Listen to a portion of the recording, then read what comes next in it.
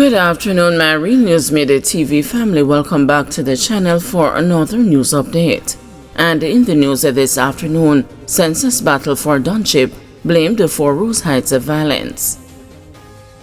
Assistant Commissioner of Police Glenford Miller, the Jamaica Constabulary Force Commander of Area 1, is blaming the recent outbreak of violence in the Rose Heights community in St. James on a battle for Donship between former friends turned enemies.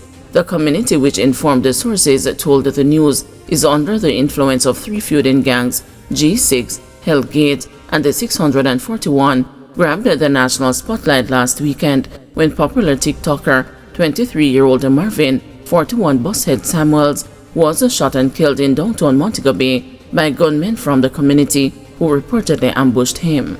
Indications are that Samuels, who lived in the section of Rose Heights that is reportedly linked to the 641 gang, was not a gangster but a victim of where he lived and his non-criminal association with the persons involved in gang activities.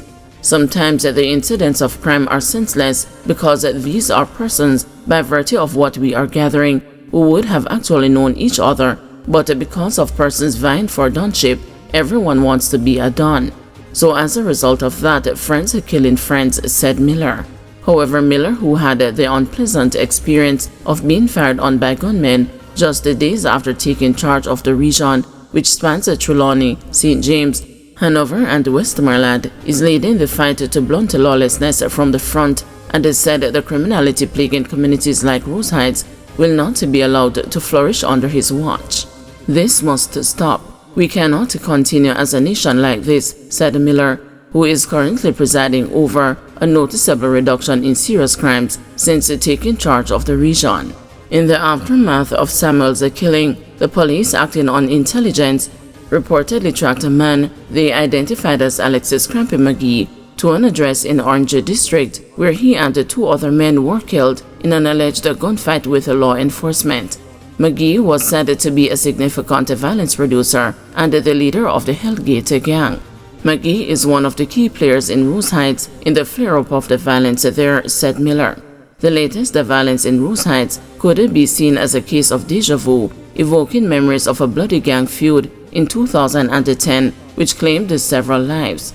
That 2010 feud eventually cooled after the late Pastor Knowles King declared that he was not going to officiate at the funeral of any persons killed in the violence unless the community signed onto the Rose Heights Covenant of Peace, which he initiated. The community bought into King's initiative, which saw residents even apprehended other residents who were seen with illegal guns and turning them over to the police. The initiative, which also had a social component, saw young people being offered skills training to make them marketable. However, the initiative collapsed after about 6 years, primarily due to a lack of funding for the various programs. If we want to control crime in communities like Rose Heights, we have to find creative ways to engage and train these youngsters to become productive citizens, said a former senior superintendent of police, John Morris. We must stop these youngsters from seeing crime as their only option. Family mourns after ambitious Jamaican youth killed in Cayman car crash. Plans by an ambitious inner-city youth to work overseas and build his dream home in Jamaica have had to be shelved after the tragic news that the Rockfort East Kingston native died in a motor vehicle accident in the Cayman Islands on Boxing Day. Romario Jackie, 26, who investigators say was the driver of a Subaru sedan, died early yesterday morning following a crash on Shamrock Road near the junction of Midway Close in the Lower Valley area of Budentown in Grand Cayman. According to the Royal Cayman Islands Police Service, the single vehicle collision happened around 2:20 a.m. The news understands that the police and other emergency services responded to the report of the deadly crash. The white Subaru was reportedly traveling eastbound when it went off the road and smashed into a tree. 3 people inside the mangled vehicle, some of whom are believed to also be Jamaicans, were taken to the Cayman Islands Hospital. Jackie's father, Bikila Jackie, described Mari, as he was affectionately called, as a jovial youth. He's a loving, promising youth. He doesn't even have a police record. He's clean. He's not a troublemaker, and he's well loved, Jackie told the news. His father left Jamaica and took Mari, his first child, under his wing in the Cayman Islands. We were living same place in Cayman. I came here, helped him come here. He was here working, then got involved in a car accident and lose his life, the elder Jackie said. Mari was in Cayman for 2 years and 6 months. His father told the news that Mari was waiting for him and keeping his money for the dream house. He was planning to build his house, but he wanted to wait until I came back. I'm returning to Jamaica soon, so he wanted to build his house, and he wanted me to do it. He wanted someone he could trust to handle his money. That was the next move for him, the grieving father said. He told the news that his son wanted his own place and had plans to travel back and forth, working and earning his honest bread. He said he was numb when he heard the news yesterday. My sister called me first, and even though it's a sister that I relate to very well, I still couldn't face the reality, couldn't believe. I believed when I spoke to the doctor himself. I knew my sister wasn't lying, but I couldn't face the reality to know a youth like this pass off, Jackie said. The visibly broken father said even Mari's friends and colleagues at the airport in Grand Cayman, where he worked, were saddened by the fatal crash. Even here, the whole work team was at the hospital this morning. His boss called me crying. The secretary called me crying. The whole staff. I don't know how the airport ran today. They were concerned and wanted to know what happened and wanted to see him, but the protocol wouldn't allow, Mari's father said. Mari and his 3 friends in the vehicle were reportedly coming from a Christmas staff party. It was a work party, but they say he wasn't drinking, so that puzzling me. But people still can crash even when they are sober. It was raining. I spoke to the boss and he said he wasn't drinking because he was supposed to go to work today.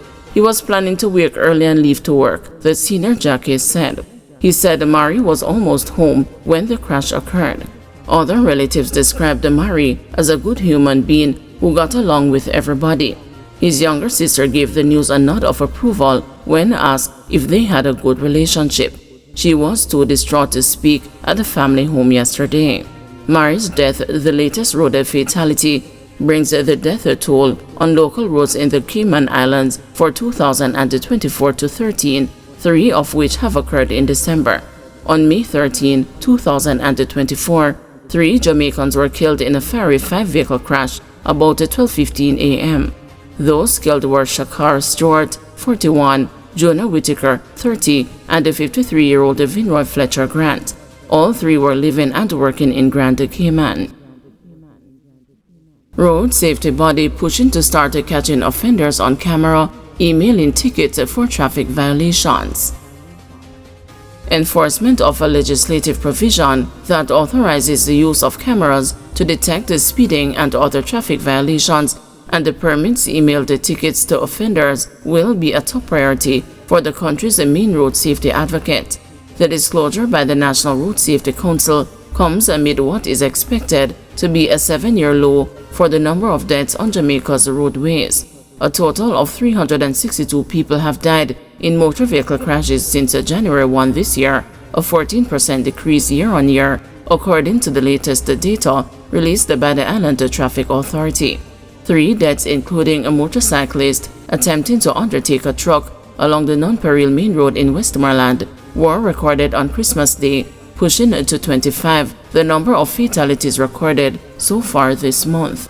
With 5 days remaining in the year, road safety advocates are projecting that the final tally could be under 370. Jamaica, which for 4 years has been trying to bring fatalities under 300, recorded 425 road deaths last year and 488 in 2022, an all-time high 487, 433, 440, and 389 for each of the 5 previous calendar years. A total of 262 fatal crashes this year have been attributed to improper use of the roadways. At the top of the list is 87 fatal crashes caused by excessive speeding with no regard to condition, according to the ITA data.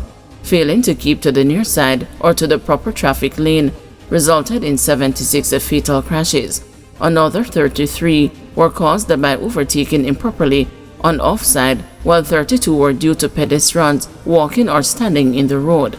15 were caused by swerving, and 19 by turning to the right without due care. Dr. Lucien Jones, Vice Chairman of the NRSC, said that the main priority for 2025 is to move the needle forward on the electronic enforcement mechanism, including in the Road Traffic Regulations 2022. The regulations authorize the use of cameras at or near major thoroughfares to detect red light and the speeding violations, and the permit authorities to email the resulting ticket to the offender. However, among the challenges affecting implementation of the system is making contact with offenders who either do not have a registered address or an email address, Jones explained. Though the system has significant benefits, it could also cause a massive increase in tickets that cannot be sent out, causing a pileup in the back end of the system, he cautioned yesterday in a response to questions submitted by the news. This would significantly increase the pickup of drivers who speed and thus drive down the number of fatalities caused by speeding and reckless driving. Another issue at the top of the NRSC agenda for 2025 is to visit the action plan for motorcyclists. More than 130 motorcyclists and pillion passengers have died in crashes this year, making it the #1 problem facing the NRSC, Jones said. He disclosed that the newly formed National Helmet Wearing Coalition has already begun to deliver on its mandate to create an environment that will encourage motorcyclists to wear an approved helmet. This will play a significant role going forward. Jones believes that introduction of the new road traffic law and improvements in the ticketing system, which have led to more arrest warrants being issued, are among the reasons for the reduction in road deaths this year. More warrants being issued for those who failed to pay or attend a court has made a difference in driver behavior generally. This as there is more certainty of being caught if you speed, he said.